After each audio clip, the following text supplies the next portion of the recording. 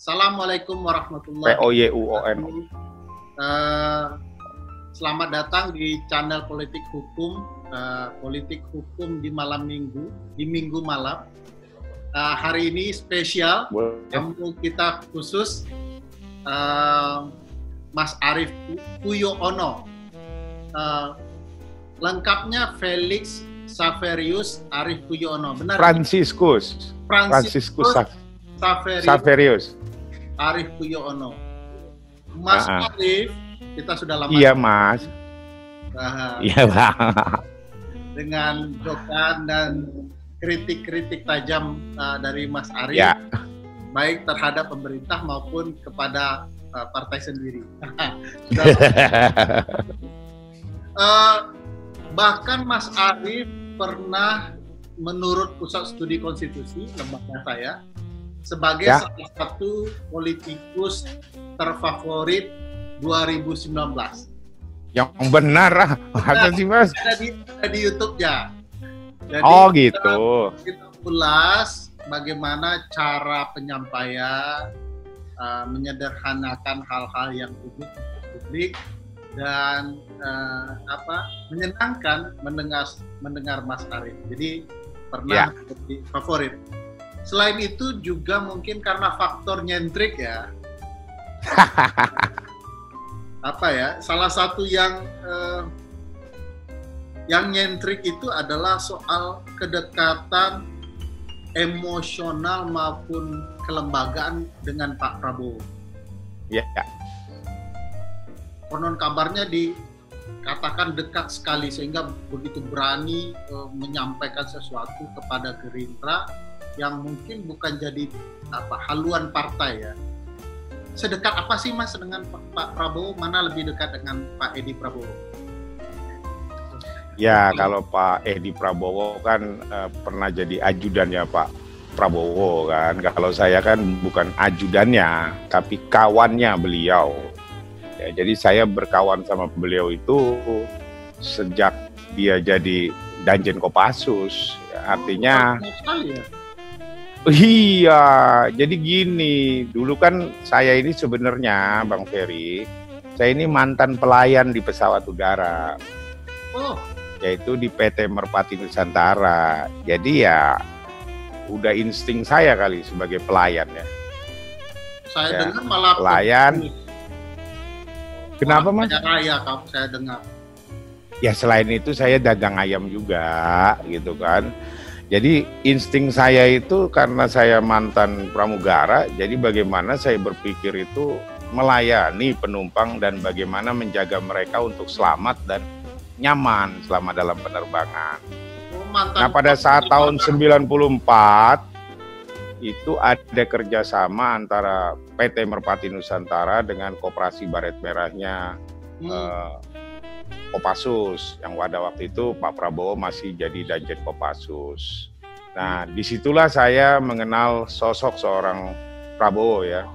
Di mana 94, tahun 94-93 lah ya. Jadi saya sudah mengenal beliau ya sebelum mungkin orang-orang yang saat ini di Gerindra mengenal beliau ya. Ya, saya sudah mengenal dia gitu loh. Saya sudah mengenal sosok dia ya kan, terus watak dia ya. Jadi saya tahu banget apa yang diinginkan dia ya kan.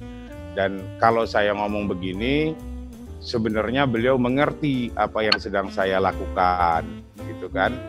Jadi memang kedekatan saya seperti itu ya. Pada waktu itu mungkin Pak Edi Prabowo masih di Akabri ya atau yang lainnya ya.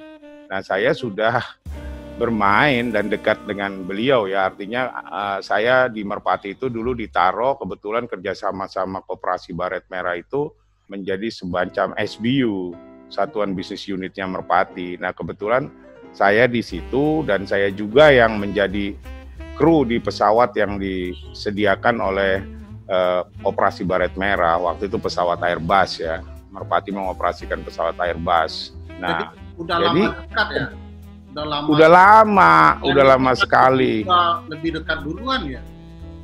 Udah Mas, juga ketika tahun 99 dia dalam keadaan sulit, saya juga sudah dekat dengan dia. Tapi saya nggak perlu ngomong lah ya, kedekatan saya di tahun 99, apa yang saya lakukan untuk dia, apa yang saya layani untuk dia, saya nggak perlu ngomong. Beliau sudah tahu. Ya kan, artinya... Dong berani beda pandangan dengan Pak Prabowo. Saya tidak pernah berbeda pandangan sama beliau, Mas, sebenarnya. Ya, pandangan saya itu selalu sama dengan beliau, yaitu menginginkan NKRI damai. Ya, sebenarnya Pak Prabowo itu adalah benar-benar real negarawan ya. Tetapi kadang-kadang memang di sebelah-sebelah dia yang kadang-kadang itu suka mau mempengaruhi dia. Makanya agar dia tidak terpengaruh, maka saya harus berucap. Ya kan, saya harus memberi peringatan juga kepada beliau, mengingatkan beliau, gitu kan. Ya semacam kayak misalnya Pilpres. Ya. Kan semua orang tahu dari jejak digital apapun, sayalah pencetus koalisi itu. Dan sayalah sebenarnya aktor di belakang itu semuanya. Ya kan. Tetapi kan saya memang orangnya nothing interest gitu ya. Yang penting saya hanya melihat negeri ini damai, negeri ini bersatu, ya yang menang ya sudah menang gitu, yang kalah ya sudah kalah gitu, tanpa ada keributan. Karena saya menganggap bahwa politik itu hanyalah sebuah permainan ya. Mas Arief, artinya kalau sudah ya bicara soal hasil pemilu dulu nanti itu. Enggak, saya menjelaskan betapa pernyataan Mas Arief dulu soal apa tuh? Yang di samping-samping Pak Prabowo itu yang kurang negarawan. Yang di samping Pak Prabowo ya Pak Edi, Andre Rosiade, Mas Arief sendiri. Andre Rosiade itu anak baru, anak bawang. Baru-baru ini dia tahu. Siapa gitu kan? Sih yang di samping Pak Prabowo yang tidak negarawan yang kemudian ya bukan negarawan ya, artinya begini. Kadang menginginkan Pak Prabowo itu selalu berseberangan, ya kan? Misalnya dengan Pak Joko Widodo, ya kan? Lah hal-hal inilah yang harus saya cegah gitu loh, karena tidak baik bagi bangsa ini gitu kan. Pak Prabowo sendiri orangnya adalah orang yang cinta damai, orang yang sangat humanis ya. Salah mengatakan Pak Prabowo itu kasar atau apa. Pak Prabowo itu tukang humor sebenarnya kok. Sangat humanis ya. Saya mengenal tokoh-tokoh militer, justru yang paling humanis itu adalah Pak Prabowo. Ya. Contoh karena itu dia apa? Ya gini loh, sebenarnya humanisnya itu gini loh. Ya suka bercanda ya, kadang-kadang ledek-ledekan dengan saya kan ya. Ya contoh gimana ya? Ledekan Pak Prabowo dengan Mas Arief yang membuat ya contohnya gini loh, kalau dia manggil saya gini, Hitachi gitu kan, karena memang saya kan keturunan Chinese ya, setengah ibu saya ya. Ya. Lu kok hitam sih Rip, Chinese Rip gitu kan. Nah, kasian juga lu Rip. Lu kok Chinese miskin sih Rip, nggak kayak yang lain-lain Rip. Wah ya ini anak buah gua nih. Nah gitu loh kan. Terus nepuk-nepuk saya. Ya dia seorang yang humanis lah. Dan bagi saya dia seorang kakak saya ya. Juga bagaikan seorang bapak saya ya. Artinya ya. Nah jadi kalau setiap kejadian politik atau apapun, saya hanya berpegangan pada dia saja, ya artinya ya. Yang lain ya biarin aja mereka bersuara, ya kan. Tetapi endingnya terakhir saya adalah harus bertemu dengan dia dan saya jelaskan apa yang saya maksud bicara di luar, dia akan mengerti dan dia sangat mengerti tingkah laku saya, dia mengerti tentang gaya saya berbicara atau apapun, dia sangat mengerti. Karena artinya, sudah lama dekat kan? Sudah lama. Ya kalau si Andre kan anak bawang Mas. 94 Mas, saya udah bersama dia Mas. Gitu kan. Lama banget. Artinya sudah bersama dia, sudah membantu dia kan. Artinya ya beliau ya gimana ya sama saya ya. Ya saya juga nggak pernah mengkhianati dia. Saya orangnya Prabowo yang asli ya saya orang setia kepada dia. Yang lain yang palsu. Yang asli orang Prabowo itu ya saya sekarang ini Mas. Gitu loh. Kalau dari jajaran seluruh pengurus yang aslinya antek-anteknya Prabowo itu ya saya. Kan Mas Ferry lihat pemilu aja saya paling kencang membela Pak Prabowo kan. Betul. Tapi ini sekarang saya mau, kan sudah Apa tuh? dekat dari lama. Aku orang asli dekatnya Prabowo, bahasanya bahkan saya inilah ante-ante aslinya Prabowo dibandingkan yang lain ya. Tadi sudah cerita kelebihan Pak Prabowo, beliau bukan tipikal orang yang marah, manis ya, gitu ya. Tapi saya mau nanya, kelemahan Pak Prabowo apa sih? Jangan bilang Mas Arief lebih jago berkuda dari Pak Prabowo ya, pasti tidak mungkin itu. Enggak, kalau kelemahan Pak Prabowo sih biasanya ya suka lupa aja dia. Kadang suka lupa kalau nggak diingetin. Kapan itu lupa? Masa Komandan Kopassus orang yang dianggap kalau lagi dalam waktu jadi jalan Komandan Kopassus sih jarang lupa ya. Kadang-kadang dia lupa hal-hal yang kecil lah. Misalnya ada suatu pertemuan gitu kan, saya datang bawa temen gitu, Rip, kamu kok udah janji belum sih? Loh kemarin kan saya udah janji mas, gimana sih mas? Ya kan, ya udahlah kamu yang bawa sih gitu loh. Jadi seperti itu. Jadi ya karena kedekatan saya dengan beliau, saya itu bisa stop door dengan dia, doorstop ya dengan dia kan. Misalnya saya bawa teman pernah gitu kan, Rip, ini kan nggak ada janji, Rip. Loh ini kan tapi kawan saya mas, ya mas terima dong gitu kan. Oh ya udah kawan kamu sih ya masuk gitu loh. Karena kedekatan saya, dan saya tidak pernah menggunakan kedekatan saya Pak Prabowo itu untuk keuntungan saya, tetapi lebih untuk membangun partai ataupun untuk memberikan ide-ide bagaimana membangun negara gitu loh. Nggak pernah saya menggunakan kedekatan saya dengan Pak Prabowo itu untuk kepentingan saya, apalagi kepentingan ekonomi. Kan saya nggak ikut campur. Pak Prabowo duduk di Kemenhan aja saya nggak berproyek, Pak Edi duduk di sana juga saya nggak ikut-ikutan kan. Gitu. Pak Edi proyek nih. Nah, iya misalnya saya nggak mengajukan jadi pengekspor lobster kan enggak. Ya kan? Wong saya ini karyawan di tempat lain kan. Jadi, gitu kan. Ada proyek ekspor lobster ya. Lah iya proyek ekspor lobster kan saya juga nggak ikut. Wong saya yang bukan peternak lobster, nanti saya ikut-ikutan bangkrut. Gitu kan. Saya kan kerja, Mas. Sudahlah, kita tidak tanya Pak Prabowo sekarang, Mas Arief sekarang. Saya mau tanya. Ya. Tadi dekat dengan Pak Prabowo, udah lama, bahkan lebih dekat dari Pak Edi. Pak Edi itu ajudan Pak Prabowo. Tapi Mas Arief adalah temannya Pak Prabowo. Ini pernyataan penting. Iya. Kalau begitu status jadi wakil ketua Gerindra ini karena orang dekatnya Pak Prabowo ya? Bukan, karena Pak Prabowo tahu kerja saya, Mas. Jadi begitu. Partai Gerindra itu besar karena adanya gerbong buruh yang masuk ke dalam Partai Gerindra.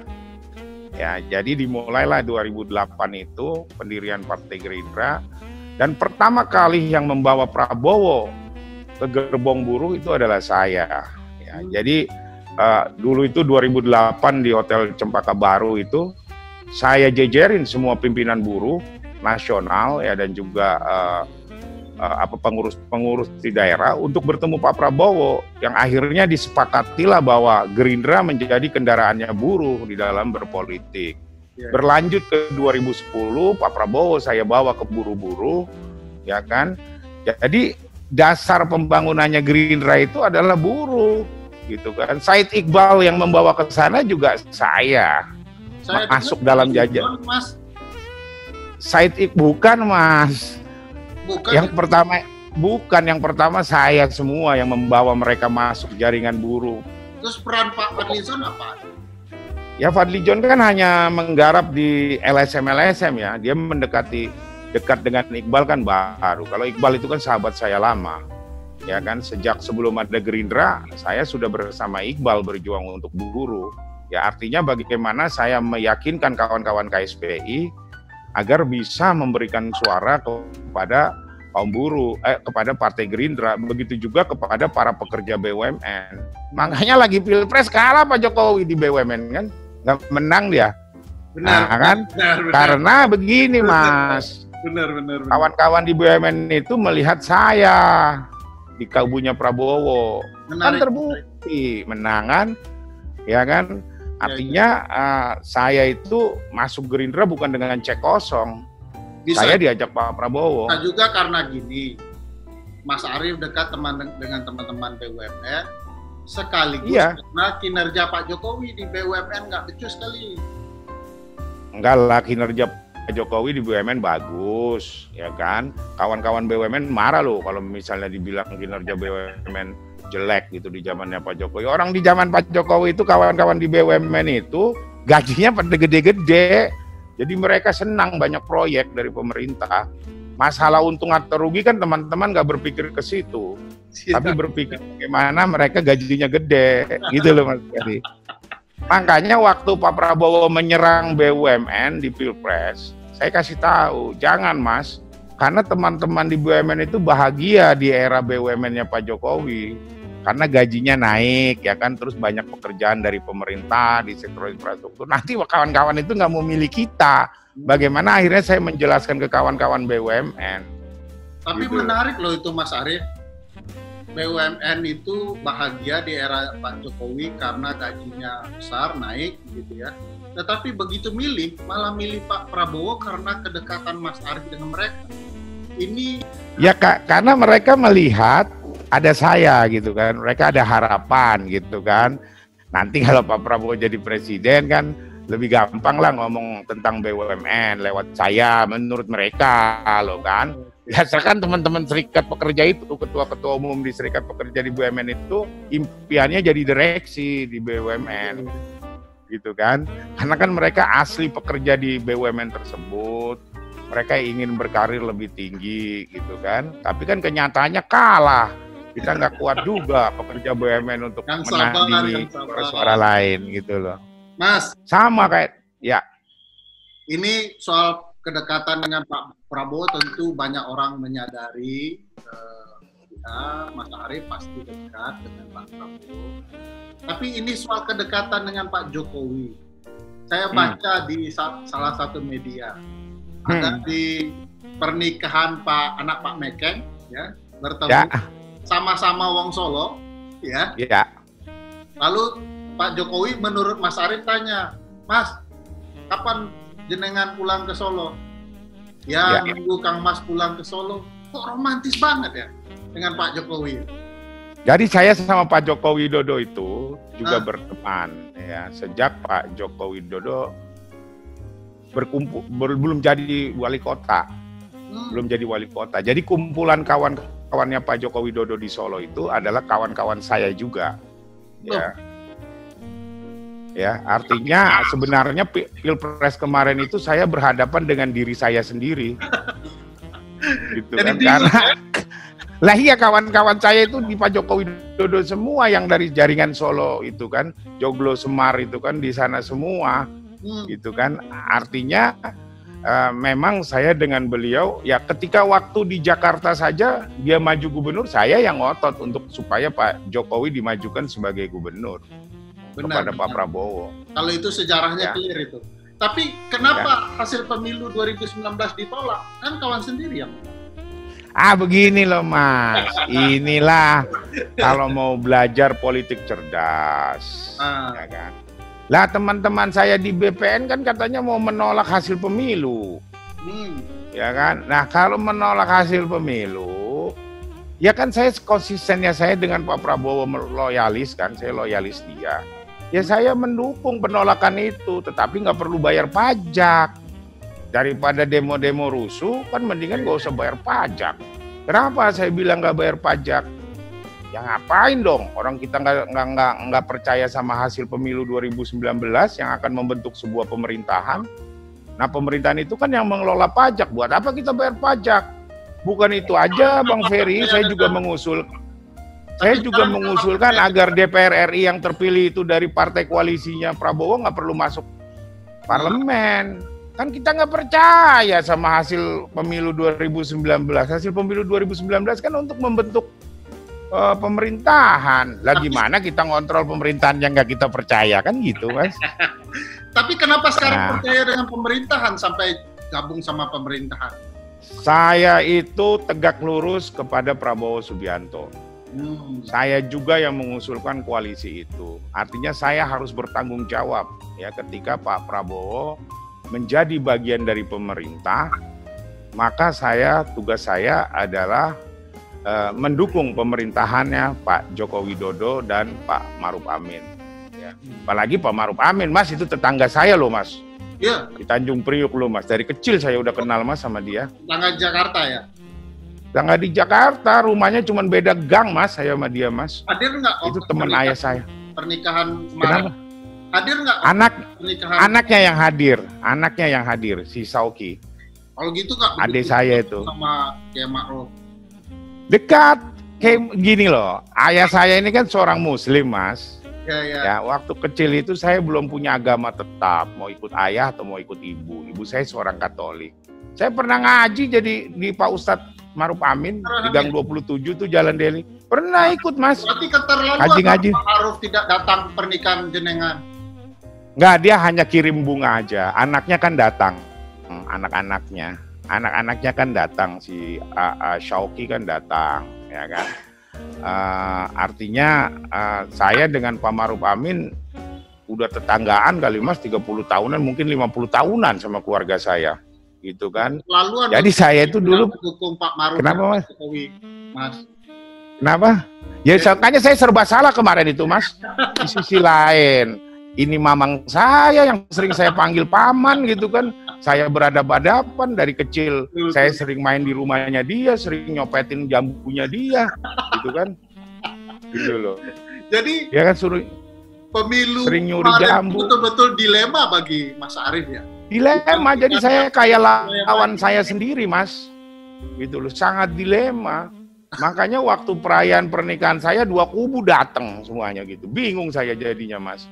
Gitu. Terus terang ya, Mas, saya tuh pemilu pilpres gak mau milih. Gak milih akhirnya saya. Oh, gak pilih kemarin? Gak nyolok karena saya sedih gitu di dalam hati saya. Kok 2 orang ini tempur gitu loh. 2 grup di dalam hati saya. Udahlah, supaya saya adil, saya gak milih siapa-siapa. Saya kalau gitu ketemu loh. Pak Prabowo, saya laporin sama Pak Prabowo. Iya, laporin aja karena saya gitu. Di sisi lain ini adalah pimpinan saya, di sisi lain ini adalah sahabat-sahabat saya. Akhirnya saya jadi nggak mau milih. Dalam hati saya nggak mau gitu loh. Dilematis sekali ya? Sangat dilematis gitu loh. Artinya saya itu pemilu 2019 itu berhadapan-hadapan dengan diri saya sendiri. Lawan bayangan saya sendiri. Ada yang menarik dari Mas Arief.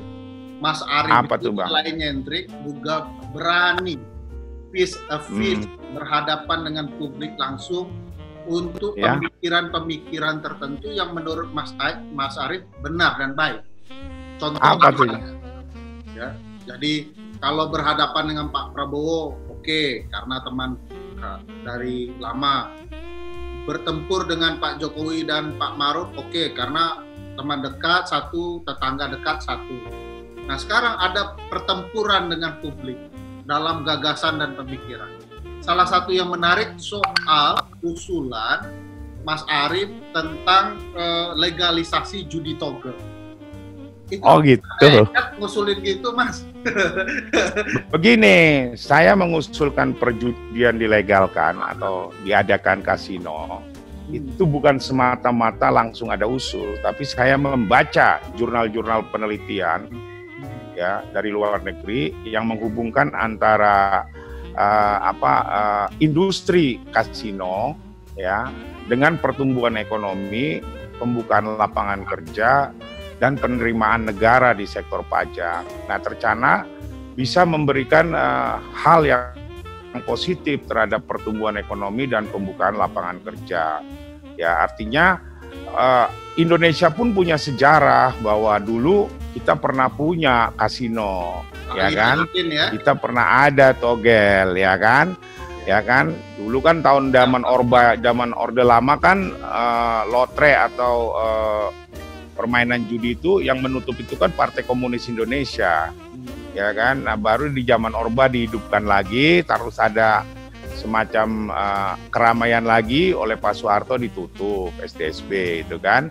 Nah, artinya kan di bumi Indonesia itu pernah ada kasino. Yang kedua juga kita melihat negara tetangga kita Singapura dan Malaysia punya tempat perjudian itu, tetapi kan diatur siapa yang main, siapa yang tidak kan. Dan ternyata di Malaysia juga pembukaan kasino itu banyak memberikan manfaat bagi perekonomian di Malaysia, ya kita melihatnya cara pandangnya seperti itu loh Bang Ferry. Ya kalau secara agama ya haram di mana-mana. Sebagai ya kan? mantan Jadi murid, saya melihat murid Pak Kiai Maruf Amin, oke, ya haram, gitu haram, gitu. Saya seorang Katolik juga menyatakan itu haram, gitu kan. Jadi kalau di Katoliknya Mas, di Katoliknya itu Bang, saya itu muridnya Romo Albert, seorang pastor yang terbunuh di Timur Leste, ya oleh militan-militan itu, ya kan. Jadi kasino itu sebenarnya hanya sebagai usulan, ya kan? Usulan saya melihat banyak negara yang membuka kasino, misalnya kayak Malaysia dia buka kan.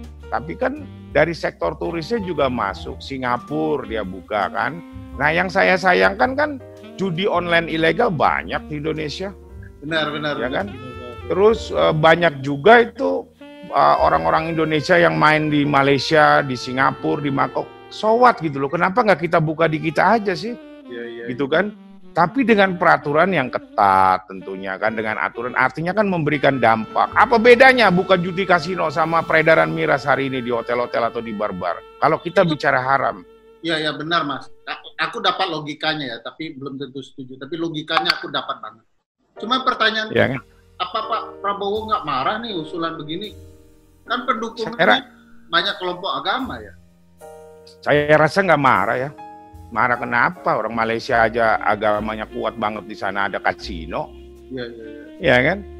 Ada kasino, membuka lapangan kerja, mendapat pendapatan negara kan.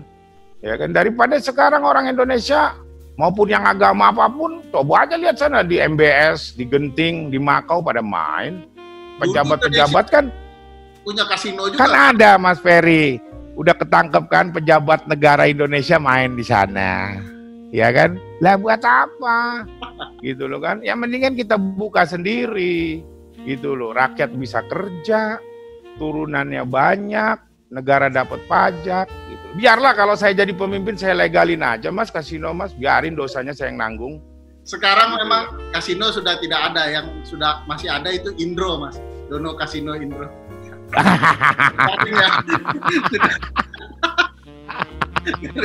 Garing sama Mas. Pertanyaan selanjutnya menarik ya. Caramu berpikir dan bertahan dengan pemikiran itu aku tertarik. Ada satu lagi pemikiran yang perlu juga publik tahu, dan kita ingin tanya juga alasan Mas Arief kenapa kemudian berpikir begitu. Salah satu pernyataan yang menurut saya itu luar biasa adalah ketika menyampaikan bahwa kabinet Jokowi itu lelet, ya, karena banyak anak mami. Itu arah kritik itu ke siapa ya? Kalau dilihat semua menterinya. Karena aku ngelihat anak mami cuma satu. Siapa tuh Mas? Ya anak mami kan Bu Mega kan. Ya semuanya lah. Mengarahkan ke Mbak Puan itu. Saya sih nggak mengarahkan ke Mbak Puan, ke semuanya, gitu kan. Saya melihatnya begini loh. Kan nyata kan akhirnya Pak Joko Widodo harus memarahi untuk memotivasi menteri-menterinya, ya kan? Kok nggak kasihan gitu loh presidennya bagi-bagi bansos sendirian gitu loh. Kok nggak ada menteri yang niru dia gitu loh. Sebenarnya kan Pak Joko Widodo itu presiden yang sangat memperhatikan rakyat loh. Sampai dia terjun ke bawah di pandemik begini, bagi-bagi bansos, bagi-bagi sembako, emang nggak resiko dia kena COVID. Kok saya berpikir kok menterinya menang gitu loh. Menang itu artinya diam loh Mas, nggak gerak gitu kan.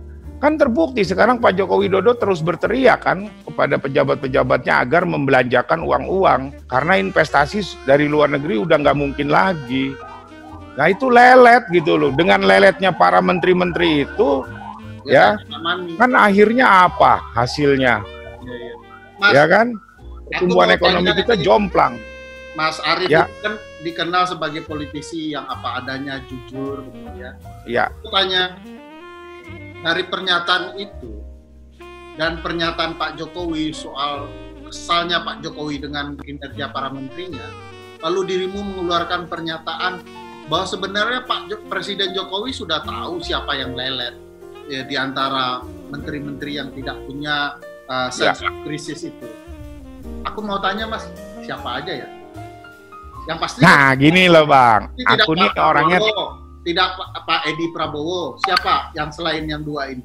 Begini, aku tahu jawaban etikanya. para politikus, padahal aku sudah ngakui orangnya jujur. Nggak gini, kalau aku mau jujur, ya kan, misalnya ada beberapa menteri lah ya, tapi saya nggak mau menyebut namanya, karena saya tahu etika, karena Pak Prabowo dan Pak Edi Prabowo ada di kabinet itu. Jadi kalau saya mengatakan menteri ini jelek, lah bagaimana nih dengan menteri kamu? Aku menyatakan, aku sudah yakin Pak Prabowo kan kemarin sudah bergerak juga dengan Presiden ya ke Kalimantan soal pangan itu ya. Pak Edi dengan ekspor-ekspornya, artinya ada pergerakan-pergerakan, lepas dari itu baik atau tidak nanti kita bahas. Aku mau tahu yang lelet ini kan, lelet itu artinya nggak kerja loh. Sepengetahuanku, siapa ya Mas yang nggak kerja?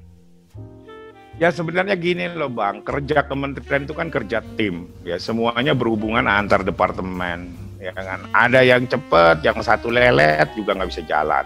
Contoh misalnya departemen bansos, ya kan, mensos. Mensos mau cepet, tapi duitnya nggak ada untuk disebar, kan berarti di Kementerian Keuangannya lama turunnya, gitu kan. Jadi kan berhubung-hubungan, gitu kan. Misalnya sementara Pak Menteri Perhubungan itu ingin cepat-cepat perhubungan bisa normal lagi, ada gugus tugas yang menghalang-halangi beda-beda. Jadi nggak sinkron ya kan. Tetapi terus ada lagi misalnya tentang UMKM, ya kan. Pak Menko Perekonomiannya udah teriak-teriak mungkin kan, supaya itu disebar ya kan. Nah ternyata Kementerian UMKM-nya lelet gitu kan, nggak menjalankan perintah daripada Pak Menko-nya. Terus uang itu sudah ditaruh di perbankan BUMN untuk bisa disebarkan untuk KUR UMKM, lelet. Bank-bank BUMN-nya menyebarkan UMKM. Lah jadi ada salah persepsi antara mereka ya, mereka nggak kompak. Nah jadi kalau saya sebut lelet ya kan, artinya banyak kebijakan-kebijakan dari Pak Joko Widodo misalnya di sektor ekonomi yang sudah dieksekusi oleh Menteri Koordinator Perekonomian Pak Erlangga, di bawahnya ini terlalu lelet, gitu kan. Misalnya Menteri Perdagangan, gitu kan, terlalu lelet untuk melakukan pembukaan impor gula, ya kan. Akhirnya kan kepentok apa? Lockdown, akhirnya gula mahal. Ya kan kita tahu kita nggak bisa menghasilkan gula, masih berpegangan pada impor. Importnya pembukaan kuota-kuotanya lelet, ya kan. Akhirnya kepentok yang namanya lockdown di negara-negara penghasil gula. Nah ini loh yang lelet-lelet. Nah sebenarnya juga menteri-menteri harus melihat presiden. Kenapa? Kalau versi Mas Arief banyak juga menteri-menteri yang lelet Mas. Kenapa nggak dipecatin? Lah itu kan tergantung Kang Mas Jokowi Mas. Saya bukan presidennya, gitu kan. Saya sih sudah mengusulkan ke dia supaya beberapa menteri dicopot gitu loh secara diam-diam. Ya dengan alasan itu gitu loh. Sebenarnya saya nggak mau mengomentari karena ada Pak Prabowo, ada Pak Edi gitu loh. Karena kan di publik juga nggak. Ya. Jangan-jangan yang menasihati Presiden Jokowi terhadap kinerja menteri-menteri adalah Mas Arief. Enggak Mas. Lalu langsung begitu Pak Jokowi marah, dirimu keluarkan pernyataan. Jangan-jangan orang di balik presiden yang membuat para menteri kena marah. Karena biarin aja Bang. Omongan dirimu, penjelasan tadi, ya, agak nyambung dengan kemarahan Pak Jokowi. Lalu setelah marahnya Pak Jokowi, Mas Arief Puyono diwawancarai wartawan dan nyambung dengan kemarahan itu. Aku agak curiga. Enggak lah Mas, saya cuma ngomong mungkin dia suka baca pernyataan saya. Gitu kan, ketika new normal dibuka kan saya selalu ngomong segera dibuka aja gitu kan. Ya mungkin dia sering baca bacaan saya kali Mas. dia nggak ngikutin lah omongan saya. Mungkin orang curiga aja gitu kan, ya kan, ya kan seperti banyak lah hal-hal yang mungkin dia senang kali pakai omongan saya kali kan, ya kan. Jangan curiga ketika ada debat di di Mata Naswa programnya sama di Kompas, saya mengatakan bahwa Pak Joko Widodo nggak marah tapi sedang memotivasi. Terus kemudian Pak Joko Widodo bilang juga seperti itu, terus dibilang saya kompornya enggak mas, gitu loh, gitu loh, ya kan? Tapi sadar bahwa omonganmu dibaca oleh Pak Presiden ya mas? Ya, dan memang saya sering lah ya ada kontak dengan beliau ya, tetapi bukan berarti saya minta ini kan rame mas, saya deket-deket bela-bela Pak Joko Widodo dibilang pengen jadi menteri lah, jadi komisaris BUMN, nggak ada, saya nggak kepengen gitu loh. Mosok nggak mau jadi menteri mas? Kan menterinya kinerjanya bermasalah. Kalau misalnya dirimu diminta oleh Pak Jokowi, Mas Arief, ini bukan karena kita sesama wong Solo, tapi saya melihat dirimu itu kuat di perburuhan, di soal ekspor impor. Mau nggak bantu saya? Masa nolak? Katanya koalisi. Gini loh mas, dia tuh sangat tahu kemampuan saya. Jadi dia sangat tahu untuk tidak menjadikan saya seorang menteri gitu loh. Dirimu itu gitu pengusaha sukses, orang Jokowi, ya, politisi. Apa kelemahan Mas Arief yang sehingga Pak Jokowi nggak mau mengangkat Mas Arief jadi menteri? Kadang-kadang saya itu bisa melawan mas kalau nggak sama mas, gitu loh. Ketika ada bukan, jadi kadang-kadang perbedaan saya itu, saya selalu ngomong kalau ada yang menyakiti hati rakyat atau mempersulit rakyat, sekalipun Pak Joko Widodo itu adalah kawan saya atau Pak Prabowo itu adalah sahabat saya, ya berhadapan dengan saya mas, saya nggak ada urusannya mas, gitu kan. Artinya secara praktik sudah dirimu lakukan dengan Pak Prabowo ya. Nah itu dia. Jadi kalau dibilang saya nggak mengkritik Pak Kang Mas Jokowi, ya enggak lah, saya pasti mengkritik.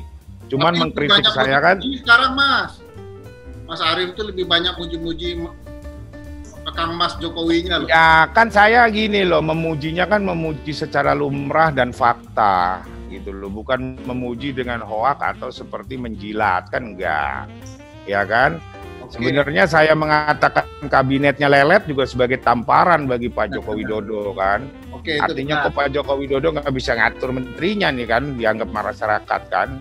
Ya kan, tetapi saya mengingatkan kepada menteri-menterinya Pak Joko Widodo. Mas, kalau Mas baca ya Mas, atau nonton di CNN perdebatan saya dengan Mas Rocky Gerung, dengan Bang Rizal Ramli, terus dengan Bang Mokhtar Ngabalin, 25 Oktober 2019 itu saya udah ngomong kok mas, bahwa jangan main-main kabinet ini, jangan banyak ngeplok, jangan bermedsos, karena 2 tahun ke depan ini dunia akan mengalami krisis.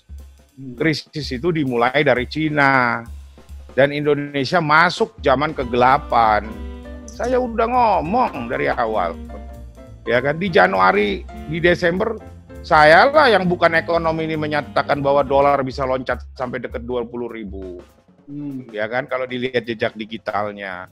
Januari saya sudah mengingatkan juga buat contingency plan untuk melawan COVID. Ya kan? Jadi saya udah mengingatkan semua gitu loh. Cuman mungkin menteri-menterinya pada nggak baca kali. Kan? Tapi ini menarik ya. Apa yang dirimu ceritakan, saran-saran pada pemerintah, itu kan rata-rata tepat ya. Kalau aku jadi presiden, aku suka orang begini. Tapi kenapa, ya itu agak aneh ya, kenapa Jokowi yang dekat, wong Solo, ini orang Prabowo, menjatuhkan hati, kenapa nggak berani ya milih Arief? Kalau dia suka kritik, ajak aja rapat kabinet.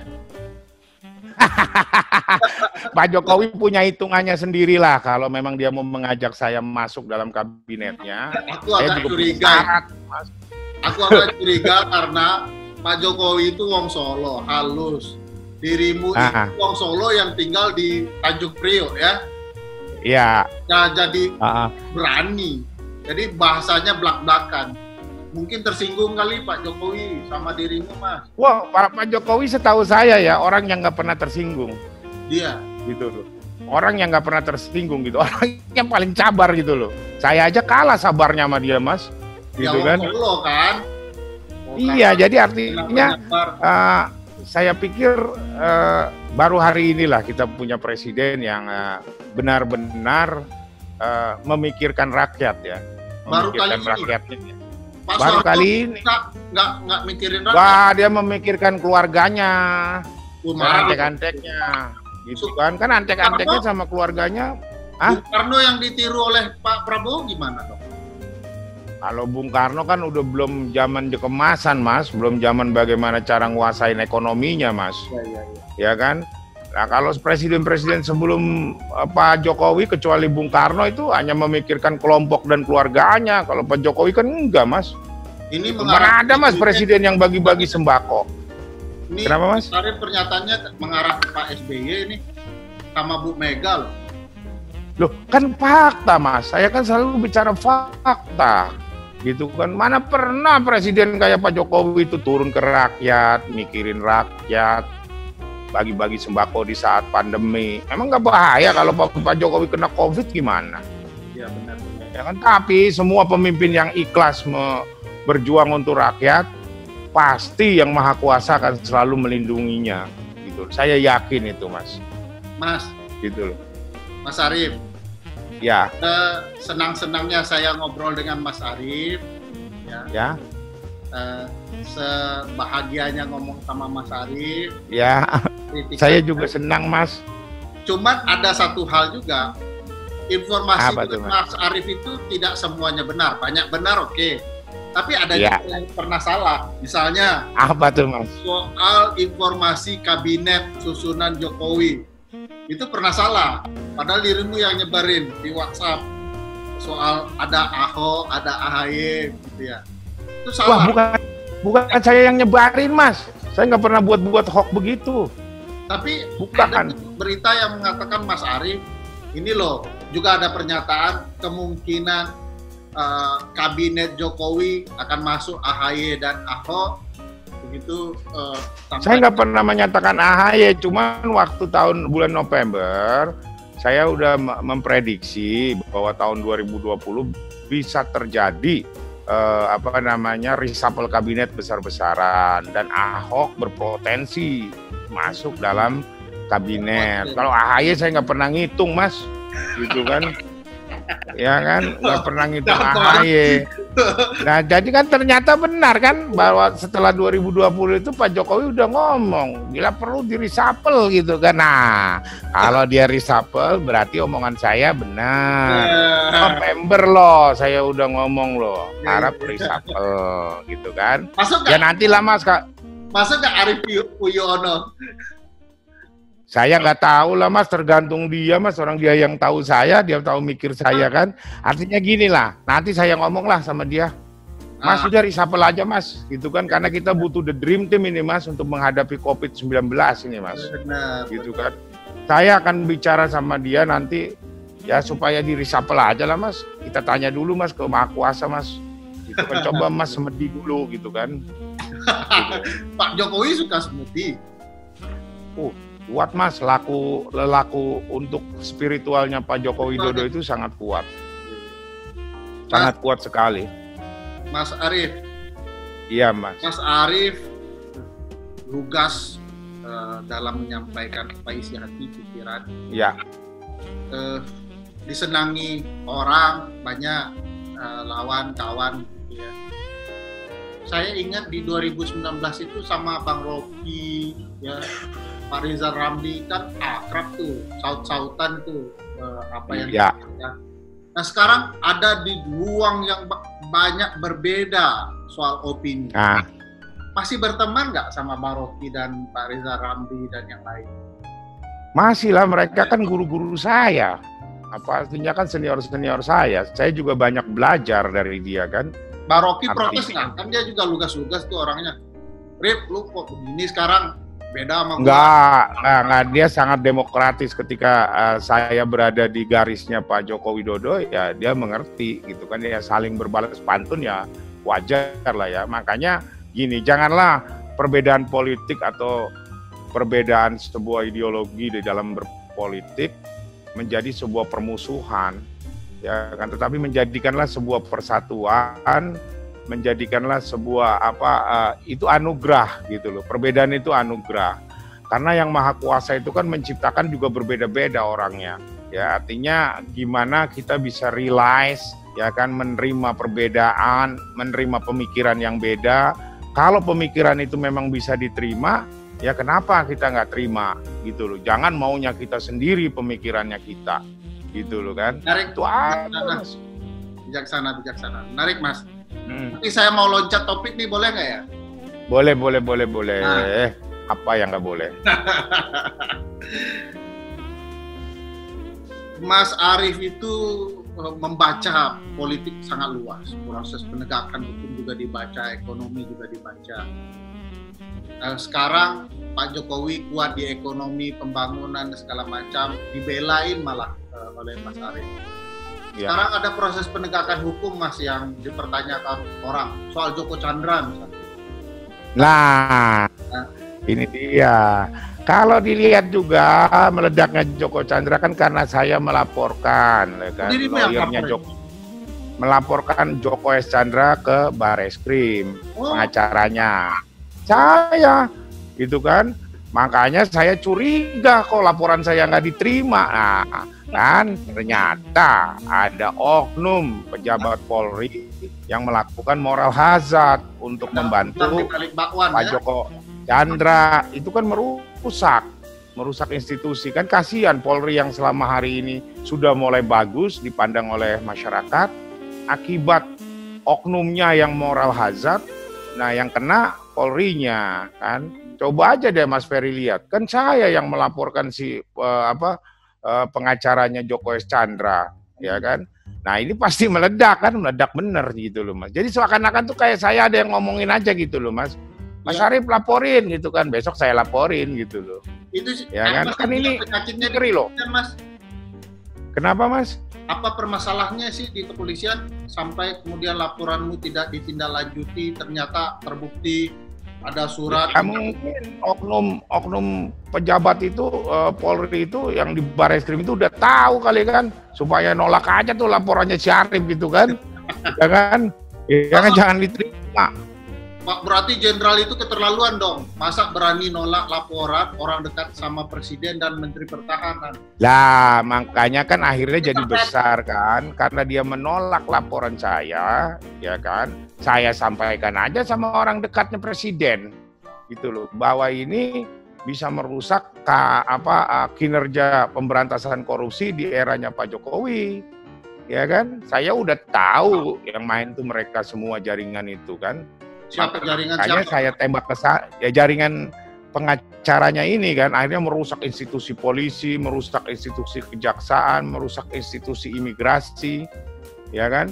Saya tahu gitu. Tapi kan institusi institusi advokatnya nggak ngeluarin surat kesehatan untuk Pak Joko Chandra, tapi malah iya kan yang ngeluarin Polri. Artinya kan ini memang jaringan mafia ya, mafia sangat kuat ya untuk bagaimana meloloskan Joko S. Chandra bisa sampai maju ke PK, ya kan.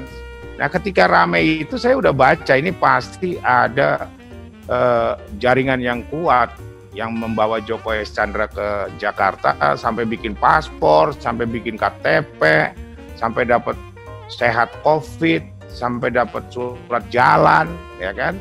Lah, saya nembaknya kan pinter, Mas. Saya laporin aja dia ke Bareskrim. Caranya kan biar rame gitu kan. Nah, kan sekarang terungkap gitu loh.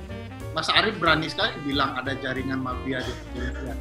Itu berarti juga sama dong di kasus Novel kan ada juga polisi-polisi yang terlibat penyiraman dan segala macam.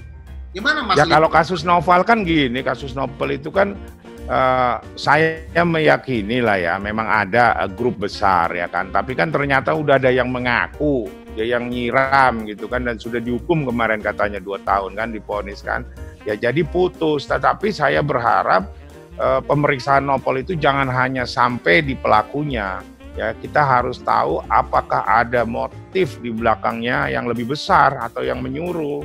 Ya itu tugas polisi lah untuk menyelidiki kembali kasus Maksudnya tersebut. polisi Jangan putus. bagian dari lingkaran mafia itu, kata Mas Arief. Oknum, oknum. Ya, oknum pejabat Polri kayak. Soal kasus novel ke dirimu bukan itu ya? Kalau soal oknum-oknum polisi itu bermasalah. Ya. Itu pertanyaanku, kan Mas Novel salah satu kandidat kabinet Pak Prabowo kalau jadi. Apa sih keputusan Gerindra terhadap Mas Novel, Mas?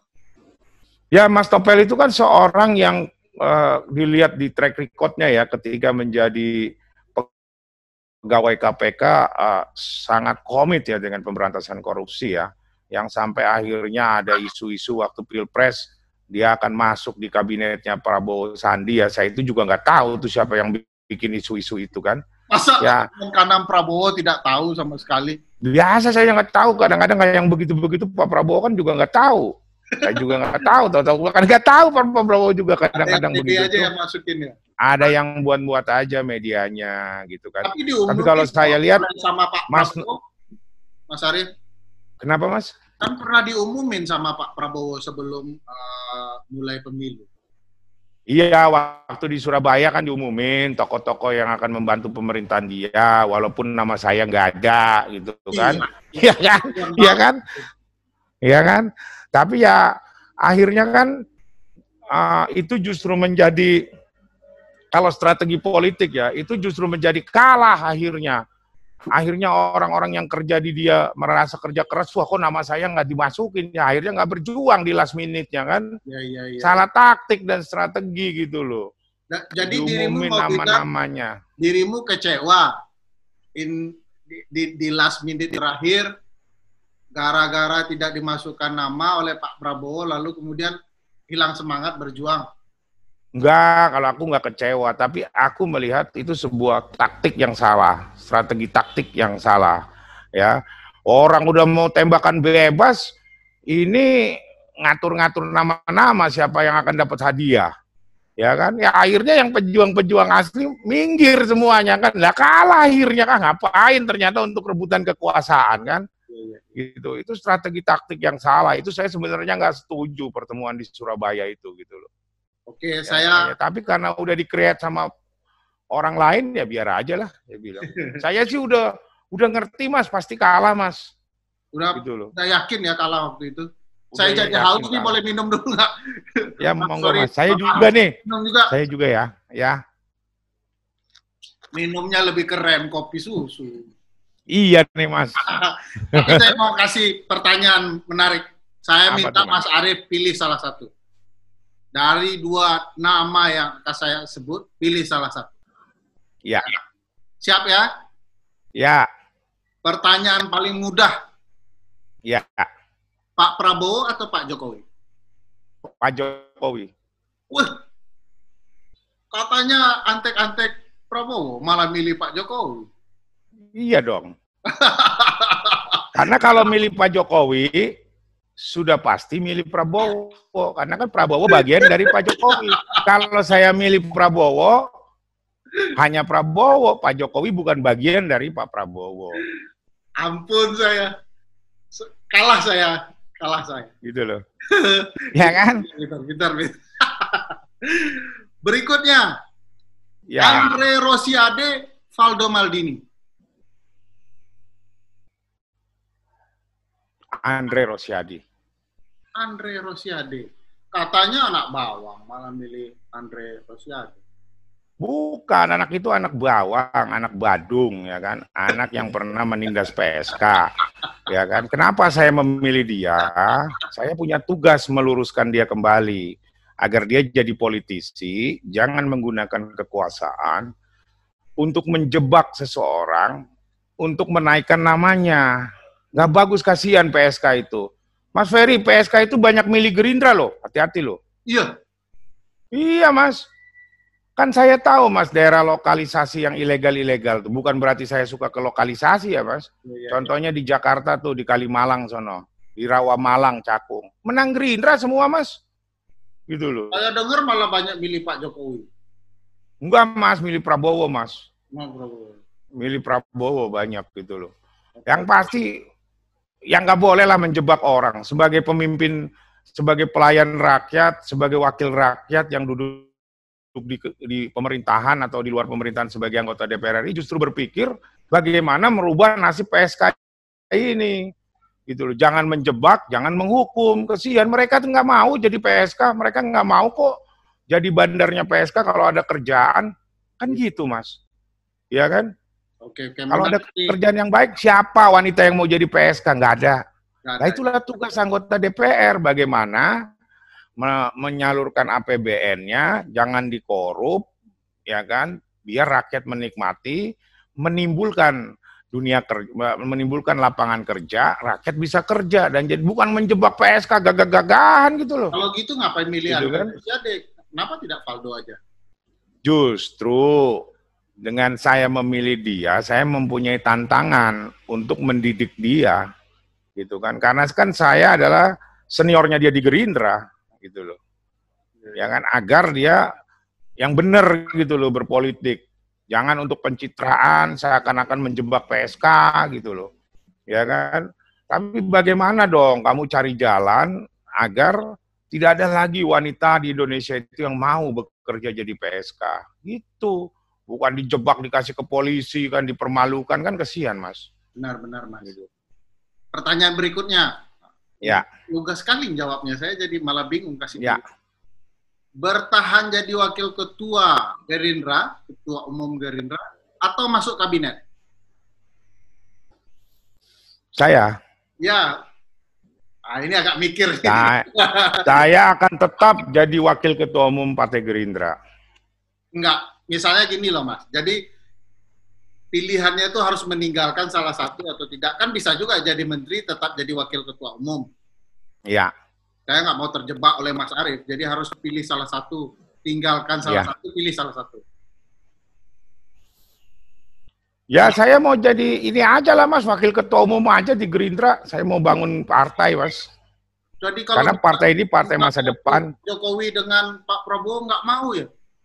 Enggak, pokoknya saya mau jadi wakil ketua umum aja. Karena saya punya cita-cita, saya akan menggantikan Prabowo sebagai ketua umum Partai Gerindra di suatu hari nanti. Iya, sudah lumayan senior beliau itu, senior. Artinya bukan hari ini saya mau, tapi kan untuk saya ke depan dalam karir politik saya. Gitu. Kalau jadi menteri Pak Prabowo kan? Ya, nggak harus restu juga, Mas. Bergantung bagaimana pengurus Gerindra, ya kan? Kalau percaya nantinya saya memimpin Gerindra, kan? Ini semisalnya Pak Prabowo lengser ke Prabon, gitu ya. Saya sudah larif, saya nggak mau, sudah capek. Kamu bersedia nggak gantikan saya? Tapi mekanismenya terbuka. Kira-kira berani yang layak menyaingi Arief Puyono dalam kompetisi merebut kursi ketua Gerindra siapa yang paling layak? Banyak ya, karena di Gerindra itu banyak kader-kader yang lebih pintar dari saya, ya, dan lebih jago dari saya di dalam organisasi, ya. Tapi kan kembali lagi. Pak Prabowo. Kenapa? Tapi kan nggak dekat dengan Pak Prabowo. Ya, walaupun banyak juga yang dekat dengan Pak Prabowo seperti saya kan ya, seperti Fadli John ya kan, Dasko ya kan, terus Sekjen ya kan, yang jauh lebih pintar sebenarnya dari saya, lebih jago berpolitik, lebih jago berorganisasi ya kan. Tetapi karena untuk demokrasi, kalau memang terbuka pemilihannya ketua umum, saya akan maju sebagai ketua umumnya Partai Gerindra. Berarti cuma 3 orang pesaingnya ya? Banyak, ada Edi Prabowo kan, ada juga, gitu kan. Jadi kan ya ada Ferry kan, jadi kita lihat dulu kan. Ya terserah pengurus daerah mau milih siapa, yang penting dilakukan secara demokratis. Pak gitu Ferry kan. Baldan ini maksudnya? Kenapa? Pak Ferry siapa? Ferry Juliantono, Pak Ferry Juliantono, salah satu waketum itu kan juga kandidat ketua umum, gitu kan. Tapi kan sudah ditetapkan bahwa sepanjang Pak Prabowo not uncapacity, ya kan, saya tetap menginginkan Gerindra itu di bawah kepemimpinannya Pak Prabowo sebagai ketua umum, karena dia penyatu, gitu. Dia simbol dari Gerindra, gitu. Oke Mas, kita masuk ke sesi terakhir. Ya. Kalau boleh Mas Arief ceritakan, karena dekat dengan Pak Prabowo, apa banyolan Mas Arief ya ke Pak Prabowo yang membuat Pak Prabowo itu tertawa? Banyak, Mas. Ya, satunya. Jadi gini, kalau dia lagi bete ya, kalau dia lagi bete, ini pernah suatu hari dia tuh bete, gitu kan. Dipanggillah saya oleh petinggi-petinggi partai agar membuat Pak Prabowo tidak bete. Ya, waktu itu saya suruh jemput dia itu di Halim. Nah, di Halim, ya, dia pas pesawatnya landing, saya pura-pura tidur aja di tempat nunggu itu. Sama dia, Rep, bangun lu, Rep. Dia ketawa, kenapa kamu, Rep? Waduh, Mas, saya ini capek loh, Mas. Hampir lagi kesasar di hutan, Mas, di Kalimantan Barat. Saya ini pulang ini untuk jemput. Wah, ketawa. Wah, kenapa lu nggak sekalian kesasar aja, Rip, katanya. Nah, disitulah dia roman sudah ketawanya. Gitu. Kenapa lu nggak kesasar aja, nggak usah pulang lo, katanya. Gitu kan. Jadi Pak Prabowo itu kalau sama saya itu bahasa pasar biasanya. Lu gua gitu loh. Karena dekat. Lu gua gitu kan. Bukan Mas Ariefnya yang suka membanyol, Pak Prabowo-nya yang suka ngebanyol. Lah, saya bilang Pak Prabowo itu sering humor orangnya. Terus seneng humor. Kenapa galak betul? Kenapa sama Mas Arief ngebanyolnya? Ya mungkin karena saya suka ngebanyol kali sama dia. Ya kan? Jadi dia juga senang kali kan sama-sama ngebanyol gitu kan. Gitu loh. Yang pasti dia tahu betapa saya tuh sangat loyal kepada dia, gitu loh. Itu yang diketahui dia. Ini sesi nasihat kepada bangsa. Saya minta Mas Arief kasih nasihat pertama kepada Pak Joko Widodo. Kira-kira apa nasihat politik Pak Mas Arief kepada Pak Joko Widodo terkait bangsa kita ini? Ya, begini, saya ingin memberitahukan kepada Kang Mas Jokowi ya, bahwa yang paling penting saat ini adalah Kang Mas itu menjaga kesehatannya, ya, karena di tengah pandemi COVID ini siapapun bisa terkena pandemi. Ya, Kang Mas memang seorang yang sangat setiap hari berpikir untuk rakyat. Hanya untuk rakyat saja. Tetapi Kang Mas juga harus memikirkan diri sendiri. Karena kalau Kang Mas sakit, siapa lagi yang mikirin rakyat, Mas? Kan nggak ada. Ya, saya memberikan nasihat itu saja sama Kang Mas. Jaga kesehatan, Mas. Ya, jangan sampai Mas sakit. Karena kita ini sedang dalam perjuangan keluar dari ancaman besar bagi seluruh umat manusia di dunia, yaitu adanya COVID. Ya, karena COVID ini selain menyerang manusia, juga menyerang sistem ekonomi yang ada di negara kita. Artinya Kang Mas Jokowi perlu sehat, itu aja. Dan saya selalu berdoa bagi dia, agar dia selalu diberikan keselamatan, kesehatan dalam memimpin negeri ini. Kalau masalah taktik, strategi, dia udah tahu sendirilah bagaimana mengurus rakyat, dia lebih pintar dari saya. Oke. Itu aja, Mas. Nasihat kayak nasihat orang tua nih, bagus sekali nasihat. Bukan nasihat orang tua, Mas. Artinya kan saya menasihati dia kan sekarang bagi kita nih semua yang penting sehat. Benar. Sehat itu udah merupakan anugerah yang tertinggi dari Yang Maha Kuasa, dalam ini Tuhan Yang Maha Esa. Nah, ya kan? Ini terakhir nasihat 1 menit untuk Pak Prabowo. Sama. Saya menasihatkan Pak Prabowo seorang pekerja keras, ya kan. Pak Prabowo sangat mencintai negerinya dan rakyatnya, ya. Sama, apalagi Pak Prabowo kan sudah handicap kan, artinya sudah di atas 60 tahun kan.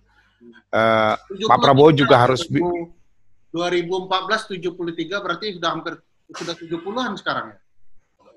Ya, dia kan lahir tahun 51 ya. Artinya dia sekarang 69 tahun kan. Artinya juga sangat rentan kena COVID-19 kan. Artinya saya juga meminta kakak saya, guru saya, ya, orang tua saya Prabowo Subianto, ya, agar bisa menjaga kesehatannya, ya, karena negeri ini masih perlu beliau, ya, negeri ini masih perlu pelayanan beliau, ya, artinya sehat yang paling penting, jaga kesehatan, jaga istirahat, ya, jangan sampai sakit, ya, karena kalau sakit gimana nanti pertahanan kita bisa kecolongan, ya kan, nggak ada yang ngurus, terus bagaimana nanti ngurus ketahanan pangan yang udah diserahkan tugasnya oleh Pak Jokowi kepada beliau. Yang penting sehat, Mas Ferry. Ya, apapun saya cuma memberikan nasihat, ya sehat aja. Agak sedih nih nasihat ke Pak Prabowo, udah lama nggak ketemu kayaknya. Ya, udah hampir 6 bulan ya saya nggak jumpa dia ya. Oh, semenjak 6 bulan lebih. Sebelum COVID ya? Semenjak dia jadi, ya semenjak terakhir saya ketemu jadi November ya. November setelah itu saya nggak jumpa dia ya. Artinya ya saya hanya menasehati itu aja. Masuk jadi menteri kali, nggak mau jumpa. Nggak, setelah dia jadi menteri, justru saya jarang ketemu, Mas. Jarang mau ketemu saya. Ya, karena nanti saya Pak Karim nggak suka sih Pak Prabowo masuk kabinet kali. Oh, saya sangat suka dia masuk kabinet gitu loh. Jadi dia bisa bersatu dengan Pak Jokowi untuk bangun negeri ini gitu loh. Sangat senang saya gitu loh. Wong saya pengusul koalisi gitu kan. Iya. Gitu loh, Mas. Terima kasih, Bang. Senang ngobrol. Terima kasih, Bang. Sama-sama. Mudah-mudahan kita ketemu lagi di diskusi. Amin. Dan COVID cepat berlalu. Yang penting sehat. Sudah lama cepat berlalu dan Indonesia cepat keluar dari masalah. Nah, makasih ya, Bang. Yo, makasih.